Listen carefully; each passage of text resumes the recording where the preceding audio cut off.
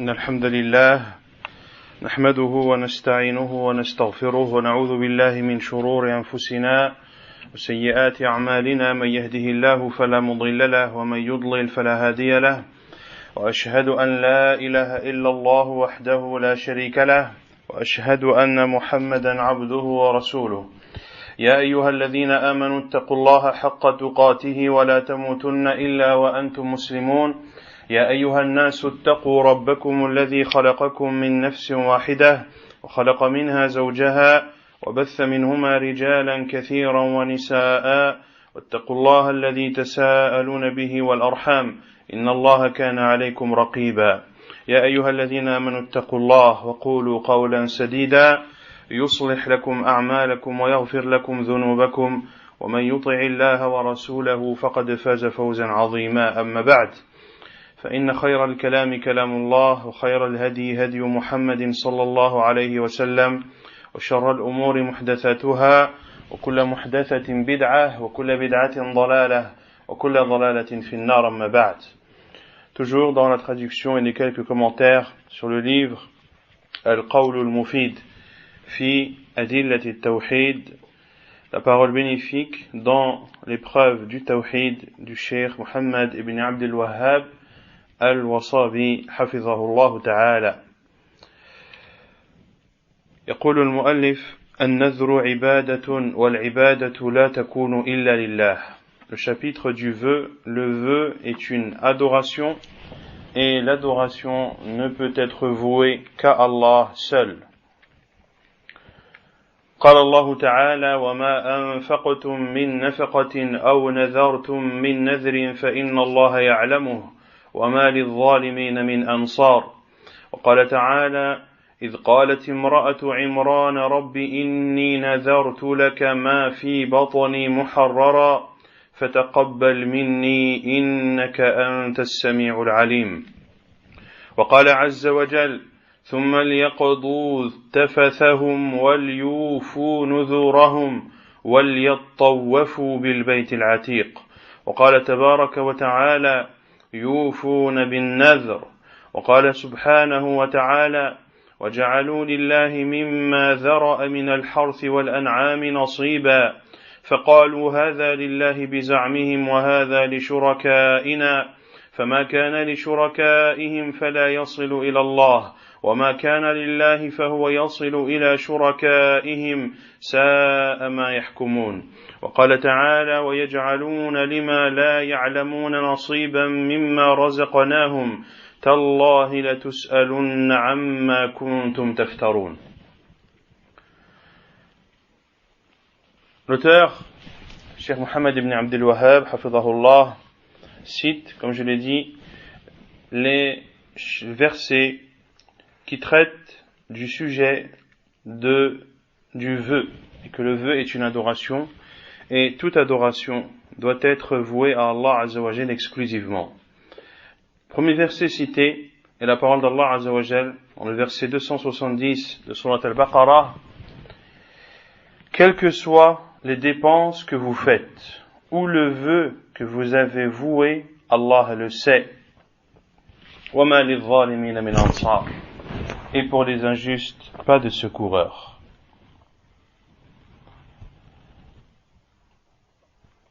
Dans ce verset, Allah Azza wa Jal a comparé l'aumône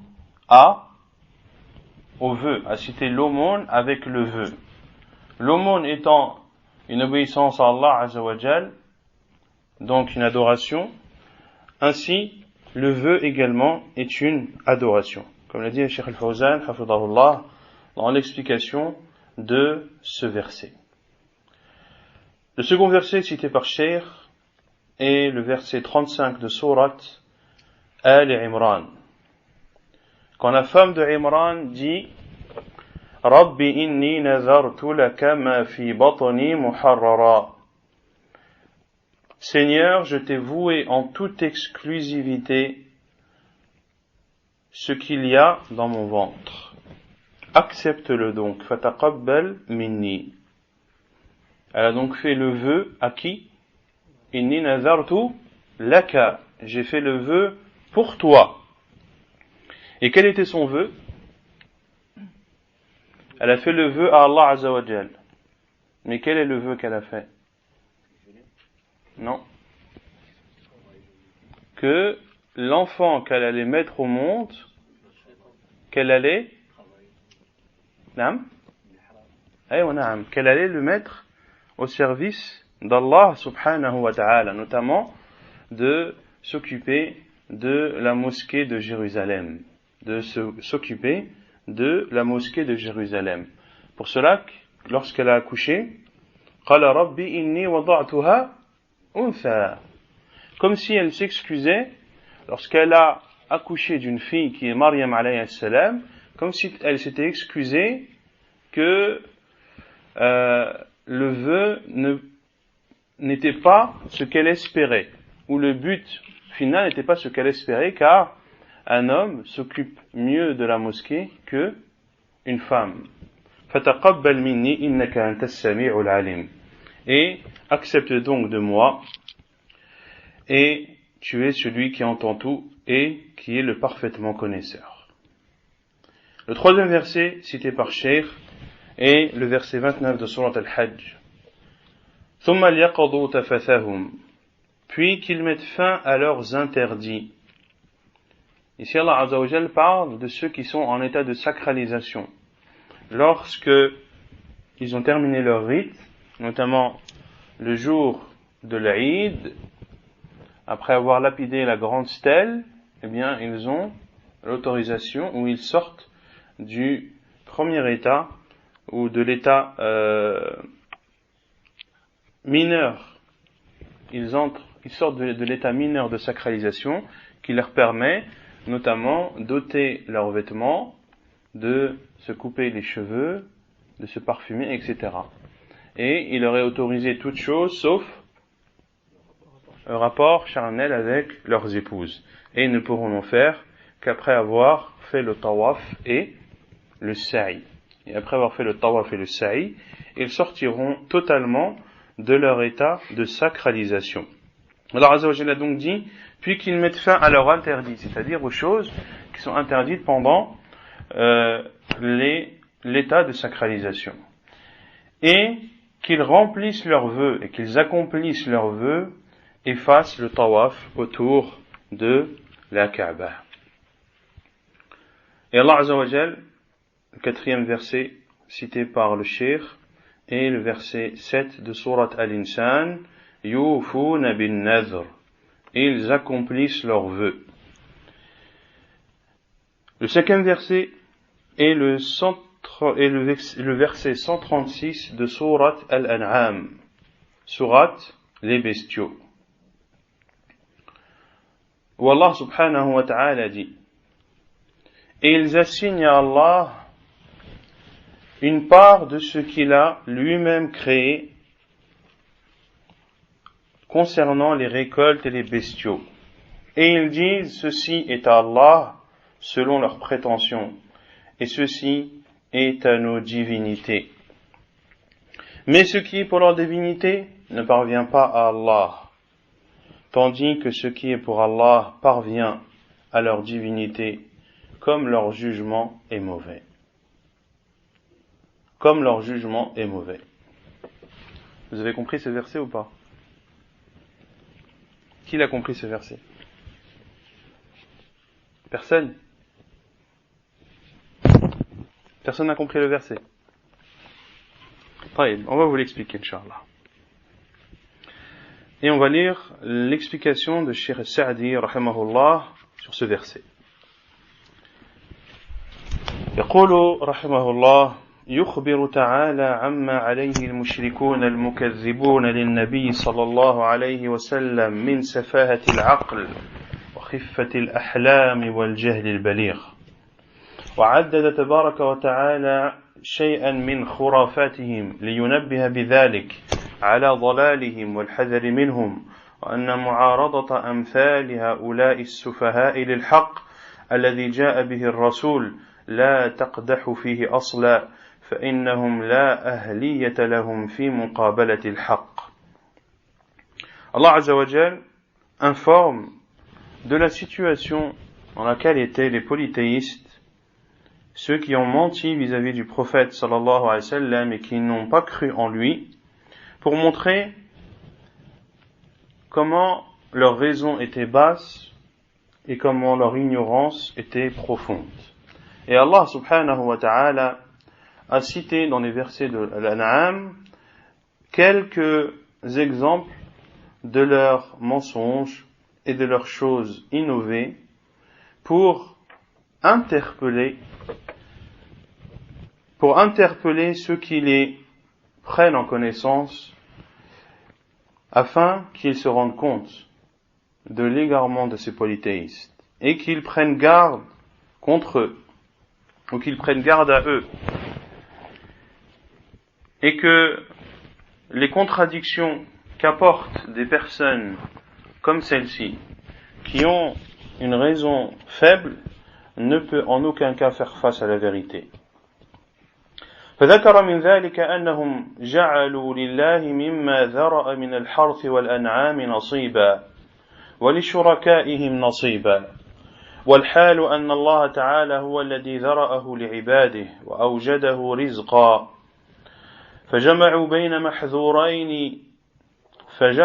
بين محظورين بل 3 محاضر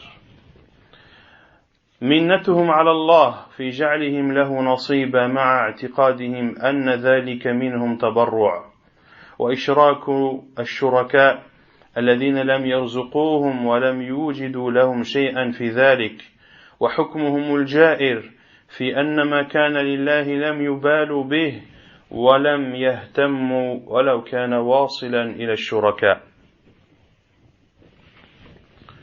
Et parmi ces exemples qu'a cité Allah Azza wa Jal et sa parole subhanahu wa ta'ala, et ils assignent à Allah une part de ce qu'il a lui-même créé par ce qu'il a créé comme culture, récolte et comme bestiaux.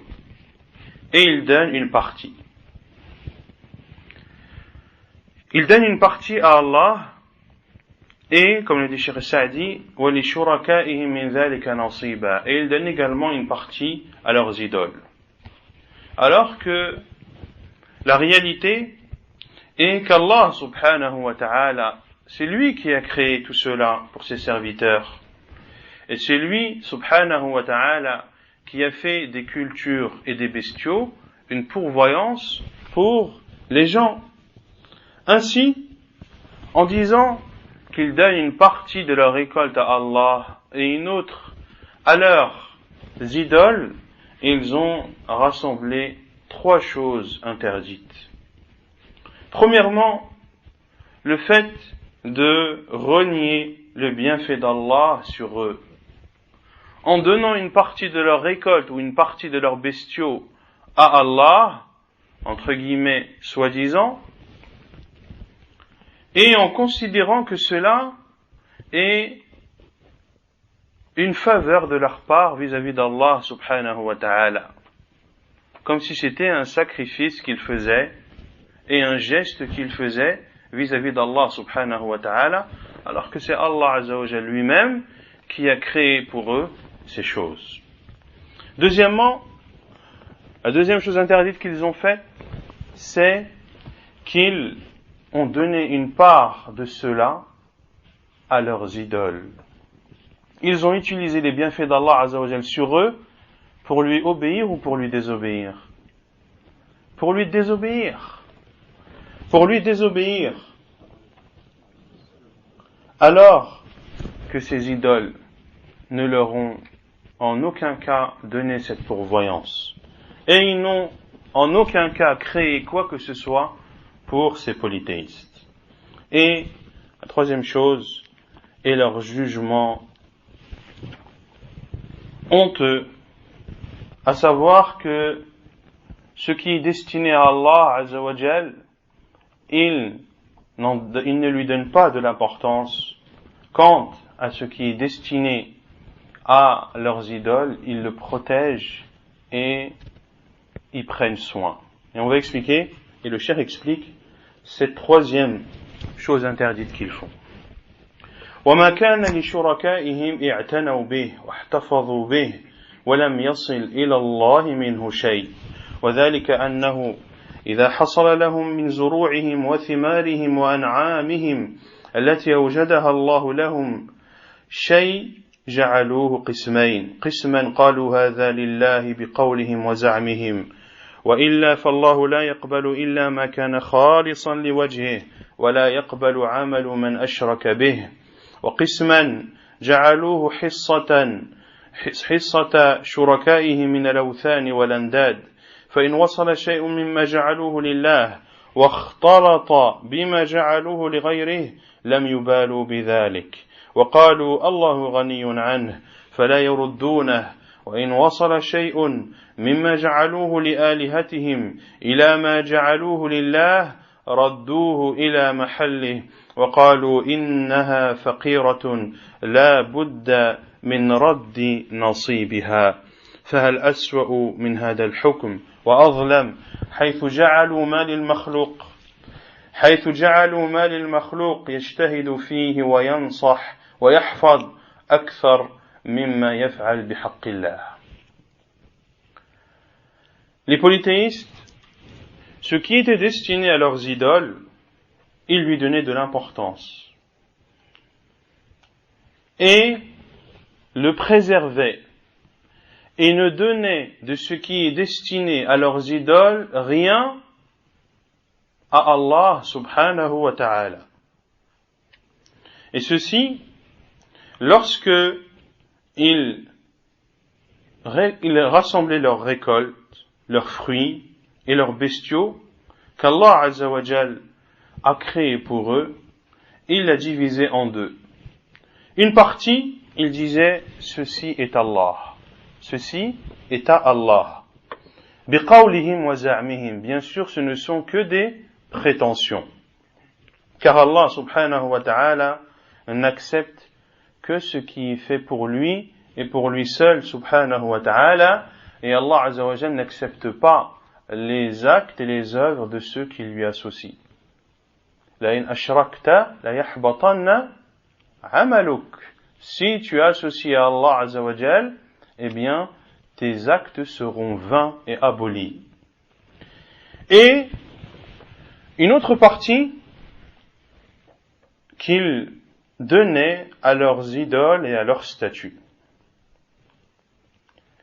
Et lorsque quelque chose qui était apporté, soi-disant pour être donné à Allah, était mélangé à ce qui est destiné à leurs idoles, qu'est-ce qu'ils faisaient?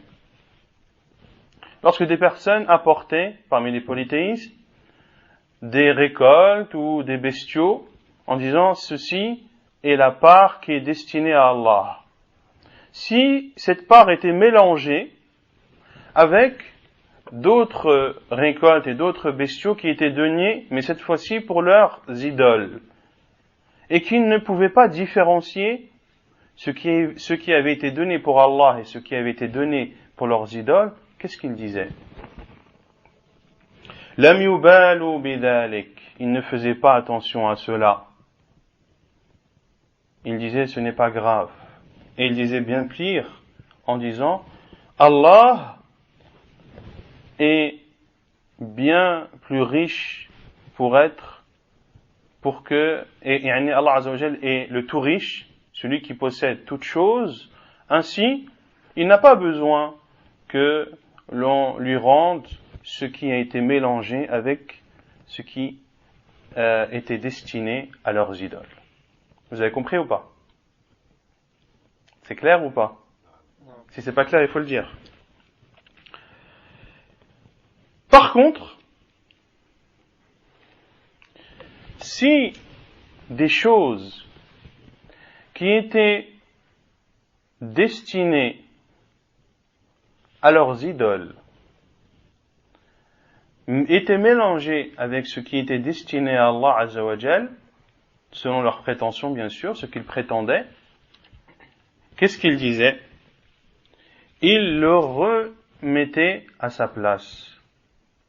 Ils prenaient ce qui avait été mélangé, enlevaient ce qui était destiné pour leurs idoles pour le remettre à sa place. Est-ce qu'ils le faisaient quand c'était mélangé avec ce qui appartient à Allah? La réponse est non. Par contre, si ce qui était destiné à leurs idoles était mélangé avec ce qui est destiné à Allah, dans ce cas, ils enlevaient ce qui était destiné à leurs idoles et le mettaient de côté. Et disaient que leurs idoles étaient pauvres. Il est donc nécessaire de leur rendre leur dû. Regardez la contradiction des polythéistes. Ils adorent des statues et ils justifient le fait de rendre la part qui est destinée à leurs idoles en disant qu'elles sont faibles et qu'elles sont pauvres. Pourquoi adorer des choses faibles et des choses pauvres dans ce cas-là? Pour cela que le cheikh hafidahullah a dit فَهَلْ أَسْوَأُ مِنْ هَذَا الْحُكْمِ وَأَظْلَمُ. Y a-t-il un jugement plus mauvais et plus injuste que celui-ci? En faisant leurs efforts, en protégeant ce qui est destiné à une créature plus que ce qui est destiné au Créateur. Et la preuve dans ce hadith, dans ce verset, de l'interdiction du vœu, où elle est? Parce que le cheikh a cité cela dans quel chapitre? Le chapitre du vœu, du nadr. Car ces polythéistes faisaient le vœu de donner telle ou telle chose à leurs idoles. Et de faire un vœu pour autre qu'Allah est interdit et fait partie du polythéisme, et Allah subhanahu wa ta'ala ne l'accepte pas. Est-ce que c'est clair pour ce verset ou pas? Taïb. Le 6e verset cité par le cheikh est le verset 56 de Surat An-Nahl, et ils assignent une partie des biens que nous leur avons attribués à des idoles qu'ils ne connaissent pas par Allah. Vous serez interrogés sur ce que vous inventiez. Et dans ce verset de Surat An-Nahl, Allah Azza wa Jal cite de façon plus générale, de façon plus brève, ce qu'il a détaillé dans le verset précédemment cité, à savoir le verset 136 de Surat Al-An'am. وعن عائشة رضي الله عنها عن النبي صلى الله عليه وسلم قال من نذر أن يطيع الله فليطعه ومن نذر أن يعصيه فلا يعصيه أخرجه البخاري. Et selon Aïcha radiyallahu anha, d'après le prophète sallallahu alayhi wa sallam, elle a dit: celui qui fait le vœu d'obéir à Allah, qui lui obéisse. Quant à celui qui fait le vœu de lui désobéir, qu'il ne lui désobéisse pas. قلت والنذر لغير الله شرك فلا يجوز الوفاء به. قالت اللجنة الدائمة للإفتاء النذر لغير الله شرك أكبر لأنه عبادة وصرفها لغير الله شرك. Et le cheikh dit: et le fait de faire un vœu pour autre qu'Allah et de l'associanisme, il est donc interdit de le mettre en pratique. Et le comité permanent de l'Ifta en Arabie Saoudite a dit cette fatwa, à savoir que le fait de faire un vœu à autre qu'Allah est du grand polythéisme, car c'est une adoration, et de vouer une adoration à autre qu'Allah est du polythéisme. شروط النذر ستة. Puis le cheikh cite les conditions du vœu qui sont en nombre de 6. أولا أن يكون لله لا لغيره. ثانيا أن يكون في طاعة لا في معصية. ثالثا أن يكون مما يطيقه العبد لا فيما لا يطيقه. رابعا أن يكون فيما يملكه العبد لا فيما لا يملكه. خامسا أن يكون في موضع كان يعبد فيه غير أن لا يكون في موضع كان يعبد فيه غير الله أو ذريعة إلى عبادة غير الله. سادسا أن لا يعتقد الناذر تأثير النذر في حصول ما نذر من أجله. وانظر معارج القبول للشيخ حافظ بن أحمد الحكمي رحمه الله تعالى. Les conditions du vœu sont au nombre de 6. La première condition est que le vœu ne doit être fait qu'à Allah et à personne d'autre.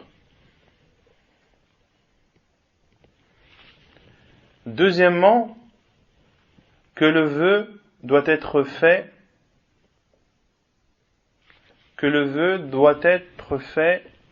pour accomplir une adoration et non pas pour accomplir une désobéissance à Allah subhanahu wa ta'ala. Quelle est la différence entre les deux? Qu'est-ce que signifie que le vœu doit être voué à Allah azza wa jalla et à personne d'autre? Ça veut dire quoi? Concrètement, qui peut me donner un exemple? On est tous d'accord que de faire le vœu pour autre qu'Allah, c'est interdit. Que c'est du grand polythéisme, c'est quelque chose de grave. Taïb, donnez-moi un exemple. Naam? De jeûner, c'est-à-dire?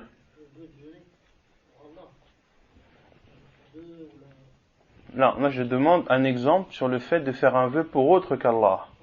Naam. Naam, akhi.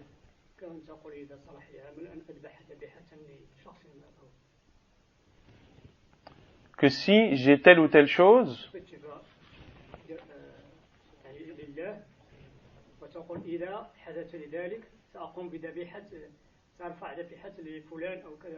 donc de faire un vœu pour Allah, mais sous condition, si Allah me donne telle chose, eh bien j'égorge pour autre qu'Allah. Là on dit que ça concerne la deuxième condition, que le vœu doit comporter une obéissance et non une désobéissance. Mais là, je parle de la première condition qui ne doit être fait que pour Allah. Parce qu'ici, il fait le vœu à Allah. Non? Non.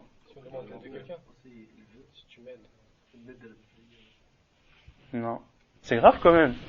C'est un grand polythéisme et... Non?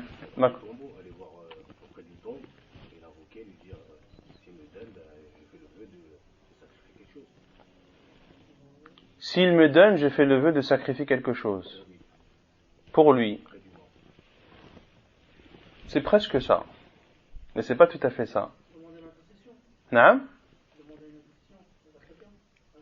Non, c'est tout simplement de dire, je fais le vœu pour, par exemple, ce mort qui est enterré, je fais le vœu pour lui de sacrifier une bête. Pour Allah. Il va sacrifier pour qui? Pour Allah. Je fais le vœu à ce mort de sacrifier pour Allah. Il a sacrifié pour qui? Pour Allah. Mais il a fait le vœu à qui? Au mort. Là, il est rentré dans le grand polythéisme. Et quelle est la définition du vœu? Le vœu, c'est de s'obliger une chose qui, en islam, n'est pas obligatoire. De sacrifier une bête, est-ce que c'est obligatoire? De façon volontaire. Ce n'est pas obligatoire. Mais de faire le vœu à Allah de sacrifier une bête, là, elle devient obligatoire. Donc le vœu, c'est de s'obliger une chose qui, à la base, n'est pas obligatoire. Et ensuite, il y a l'autre vœu qui est le vœu sous condition.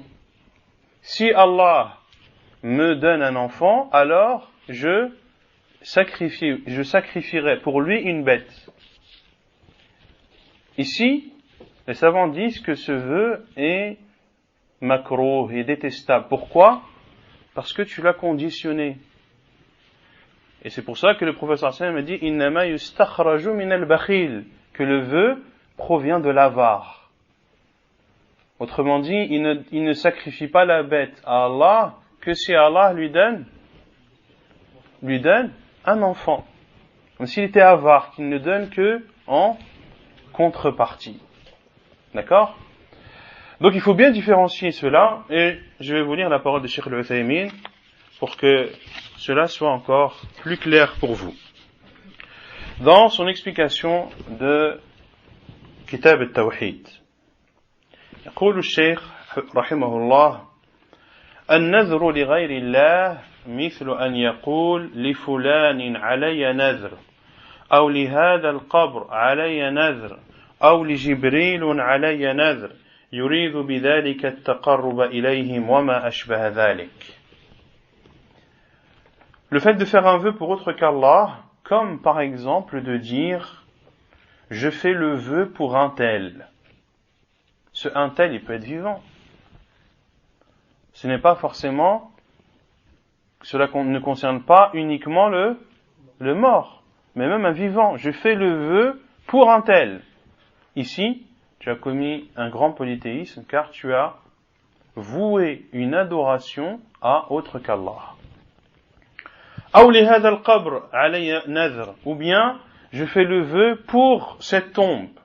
Ou, je fais le vœu pour Jibril. En voulant, dans cela, se rapprocher d'eux. En voulant pour cela, se rapprocher d'eux. والفرق بينه وبين نذر المعصية أن النذر لغير الله ليس لله أصلا ونذر المعصية لله ولكنه على معصية من معاصيه. Et la différence entre le vœu voué à autre qu'Allah et le vœu comportant une interdiction et que le vœu voué à autre qu'Allah n'est pas fait pour Allah à la base. Quant au vœu de l'interdiction, qui comporte une interdiction, il est fait à Allah, mais il comporte une désobéissance à Allah Azza wa Jal. مثل أن يقول لله علي نذر أن أفعل كذا وكذا من معاصي الله فيكون النذر لله والمنذور معصية ونظير هذا الحلف بالله على شيء محرم. Comme par exemple de dire je fais le vœu pour Allah de faire telle et telle chose parmi les interdits d'Allah. Par exemple, je fais le vœu pour Allah, et ça cet exemple c'est moi qui le donne, de désobéir à mes parents. Ici, tu as fait le vœu de faire une interdiction. Mais le vœu, tu l'as fait à qui ? À Allah Azza wa Jal. Est-ce que c'est du grand polythéisme ? La réponse est non. Est-ce que tu dois le mettre en pratique ? Non. Pourquoi ? Car c'est une désobéissance. Et est-ce que tu dois donner une compensation ? La réponse est oui. Et quelle est la compensation que tu dois donner ? C'est la compensation d'un juron que tu n'as pas mis en exécution. À savoir, c'est إطعام 10 مساكين من أوسط ما تطعمون أو كسوتهم أو تحرير رقبة فمن لم يجد فالصيام ثلاثة أيام ذلك كفارة أيمانكم إذا حلفتم. C'est soit d'affranchir un esclave, ou bien, s'il ne peut pas, de jeûner, de nourrir afwan 10 pauvres, ou bien de les vêtir, et s'il ne peut pas, alors de jeûner 3 jours. Et Allah Azza wa Jalla dit ذَلِكَ كَفَّارَةُ أَيْمَانِكُمْ إِذَا حَلَفْتُمْ. Et ceci est la compensation de votre parjure lorsque vous avez juré. Et Cheikh Al-Uthaymin rahimahullah fait une comparaison avec le fait de faire un vœu pour autre qu'Allah et jurer par Allah subhanahu wa ta'ala. Il dit et وَنَظِيرُ هَذَا الْحَلِفُ بِاللَّهِ عَلَى شَيْءٍ مُحَرَّمٍ وَالْحَلِفُ بِغَيْرِ اللَّهِ فَالْحَلِفُ بِغَيْرِ اللَّهِ مِثْلُ وَالنَّبِيِّ لَأَفْعَلَنَّ كَذَا وَنَظِيرُهُ النَّذْرُ لِغَيْرِ اللَّهِ والحلف بالله على محرم مثل والله لأسرقن ونظيره نذر المعصية وحكم النذر لغير الله شرك لأنه عبادة للمنذور له وإذا كان عبادة فقد صرفها لغير الله فيكون مشركا. Comme le fait de jurer par autre qu'Allah et de jurer par Allah de faire une désobéissance. De jurer par autre qu'Allah comme de dire je jure par le prophète que je vais faire telle et telle chose.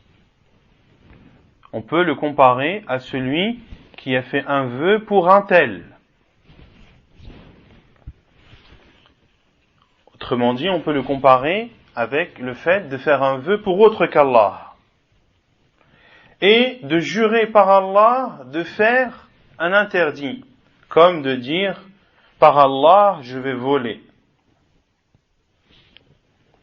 Et ceci est comparable, si l'on fait la comparaison avec le vœu, de faire un vœu qui comporte une désobéissance. Et le jugement du vœu pour autre qu'Allah est du polythéisme, car c'est une adoration qu'il a fait à celui pour qui il a fait le vœu. Et si c'est une adoration, de l'avouer à autre qu'Allah, si c'est une adoration et qu'il l'a voué à autre qu'Allah, alors c'est un polythéiste. Est-ce que c'est plus clair ou pas? Non.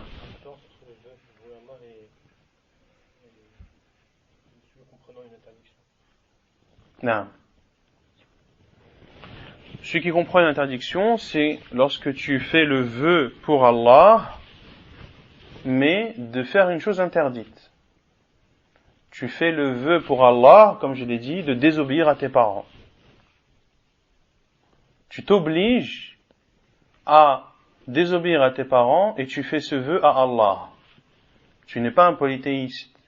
Tu n'as pas commis de shirk car tu l'as fait à Allah, mais tu ne dois pas le mettre en pratique car tu désobéirais à tes parents et de désobéir à ses parents est un grand péché. Donc la première condition du vœu, c'est qu'il ne doit être qu'à Allah, il ne doit être fait qu'à Allah et à personne d'autre. Que ce soit un vivant ou un mort, que ce soit un être humain, un djinn ou même un ange, comme l'a dit Cheikh Al-Uthaymin lorsqu'il a donné l'exemple de Jibril alayhi salam. Donc Allah Azza wa Jalla est le seul à qui tu dois faire un vœu. Deuxièmement, est que ce vœu doit comporter une obéissance. Tu dois faire le vœu d'obéir à Allah et non pas de lui désobéir. Troisièmement, que le vœu que tu fais à Allah Azza wa Jalla doit être un vœu que tu peux accomplir et non pas un vœu que tu ne peux pas accomplir. Par exemple, je fais le vœu pour Allah d'aller sur la lune. Je fais le vœu pour Allah de donner, et ça va être la quatrième, mais de faire une chose que tu ne peux pas. Je fais le vœu pour Allah de courir 100 kilomètres. Des choses que tu ne peux pas faire. Et dans l'exemple de celui qui a fait le vœu de rester au soleil et de ne pas boire et de jeûner, qu'est-ce que le prophète sallallahu alayhi wa sallam lui a dit de faire? De se mettre à l'ombre et de se mettre à l'ombre et de continuer son jeûne. De se mettre à l'ombre et de continuer son jeûne. Car cette personne a fait le vœu de rester toute la journée au soleil et tout en jeûnant. Quatrième condition est que tu dois faire le vœu par rapport à ce que tu possèdes et non ce que tu ne possèdes pas. Tu ne peux pas dire je fais le vœu à Allah de donner en aumône 200 000 euros. Là, tu as fait le vœu sur quelque chose que tu ne possèdes pas. Cinquièmement, que le vœu ne doit pas être fait dans un endroit où autre qu'Allah est adoré. Ou de faire un vœu dans un endroit où Allah pourrait être adoré. Ou qui pourrait amener à adorer autre qu'Allah. Et l'on va le voir dans le hadith que va citer le cheikh. Sixièmement, il ne doit pas croire, c'est-à-dire celui qui fait le vœu, il ne doit pas croire que son vœu a une influence sur ce pourquoi il a fait son vœu. Par exemple, tu fais le vœu, ou comme le font les polythéistes, ils vont dans les tombes et font le vœu aux morts en pensant que, en faisant le vœu à tel mort, eh bien, ils vont avoir ce qu'ils souhaitent. Au point même que certains disent, va dans la tombe là-bas, t'inquiète. C'est une tombe qui a déjà été testée plusieurs fois et ça marche. Va égorger une brebis là-bas et tu verras que tu vas avoir l'enfant que tu désires. Il ne faut pas croire que le vœu que tu fais a une influence sur ce que tu veux. D'accord? Car c'est Allah Azza wa Jal qui donne. Ou par exemple de faire le vœu à Allah subhanahu wa ta'ala de sacrifier une bête pour lui Azza wa Jal en espérant avoir un enfant. Est-ce que le fait d'avoir sacrifié cette bête aura une influence sur le fait qu'Allah Azza wa Jal te donne un enfant? Non. Allah Azza wa Jal te donne un enfant, et s'il te le donne, ce n'est pas parce que tu as sacrifié pour lui.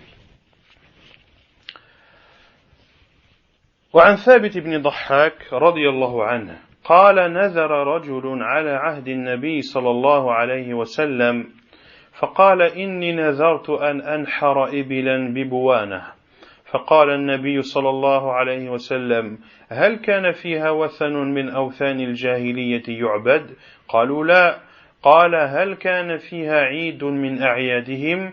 قالوا لا. قال النبي صلى الله عليه وسلم أوف بنذرك فإنه لا وفاء بنذر في معصية الله ولا فيما لا يملك ابن آدم. رواه أبو داود وصححه الشيخان المحدثان الجليلان الشيخ الألباني في صحيح الجامع والشيخ مقبل في الجامع الصحيح. Selon Thabit ibn Dhahhak radiyallahu anhu, il dit qu'un homme a fait le vœu au temps du prophète sallallahu alayhi wa sallam et a dit: je fais le vœu de sacrifier un chameau dans un endroit appelé Bouana. Le prophète sallallahu alayhi wa sallam a dit: est-ce qu'il y a là-bas une idole parmi les idoles de la période anté-islamique qui est adorée?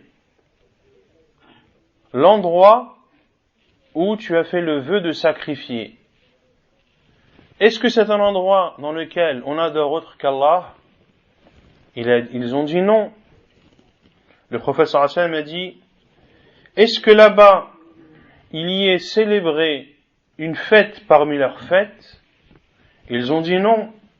Le prophète sallallahu alayhi wa sallam a alors dit: awfi binadrik, mets en pratique ton vœu, car un vœu ne peut être mis en pratique, il ne peut être exécuté dans la désobéissance à Allah, ni dans ce que le fils d'Adam n'a pas en sa possession. Ni dans ce que le fils d'Adam n'a pas en sa possession.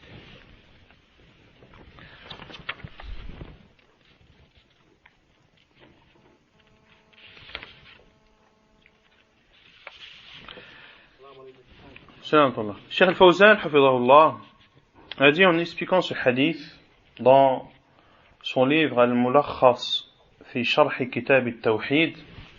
Inch'Allah ta'ala, ce sera le prochain livre que l'on fera après Al-Qawl Al-Mufid. Al-Mulakhas fi Sharh Kitab Al-Tawhid, le résumé dans l'explication du livre du Tawhid du Cheikh Salih ibn Fawzan Al-Fawzan, hafidhahullah. Il dit: ما يستفاد من الحديث أولا المنع من الوفاء بالنذر إذا كان في المكان الذي عين له وثن ولو بعد زواله.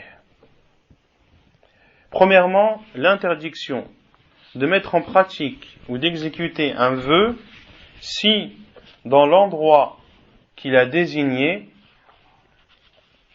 il s'y trouve une statue même après qu'elle ait été enlevée.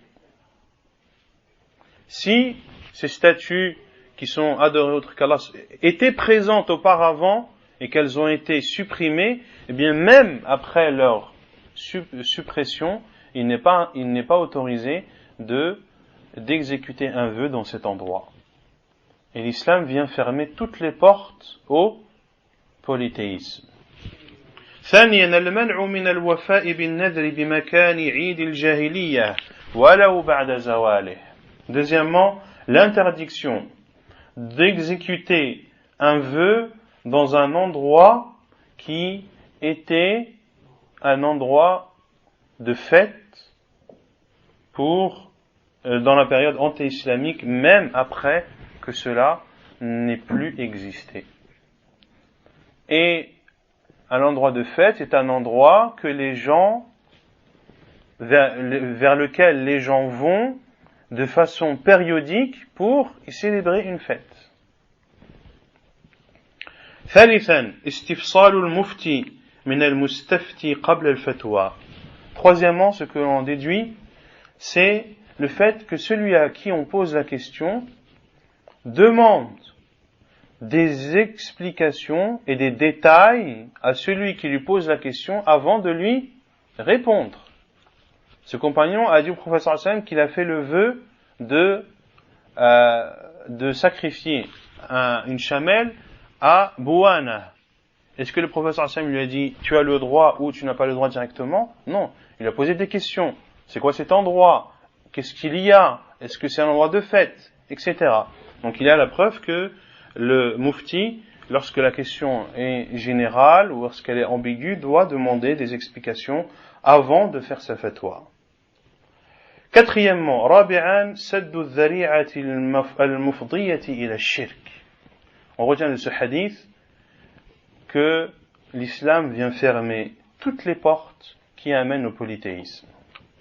خامساً ترك مشابهة المشركين في عباداتهم وأعيادهم وإن كان لا يقصد ذلك.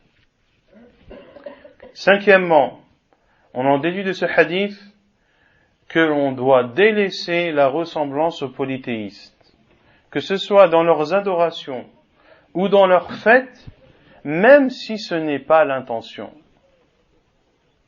Même si ce n'est pas ton intention.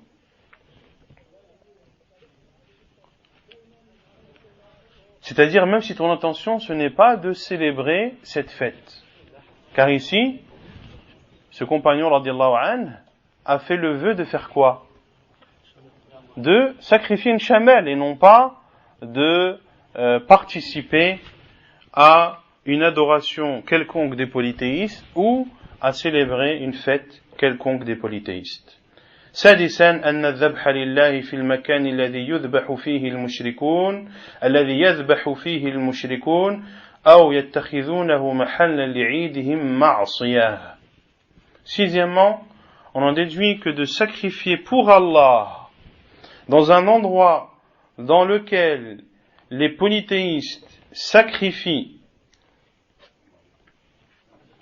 ou qu'ils prennent أو يتخذونه محلا لعيدهم معصية, ou de sacrifier pour Allah dans un endroit que les polythéistes prennent comme un endroit de fête est une désobéissance à Allah subhanahu wa ta'ala.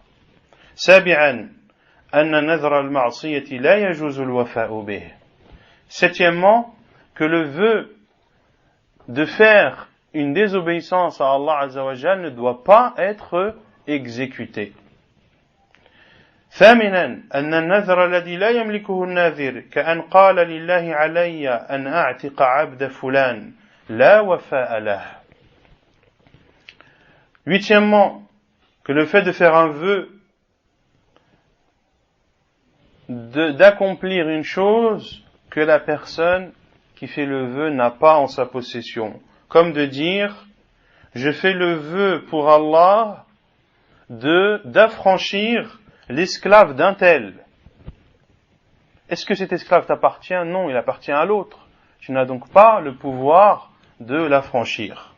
تاسعا وجوب الوفاء بالنذر الخالي من المعصية الداخل تحت ملك الناذر.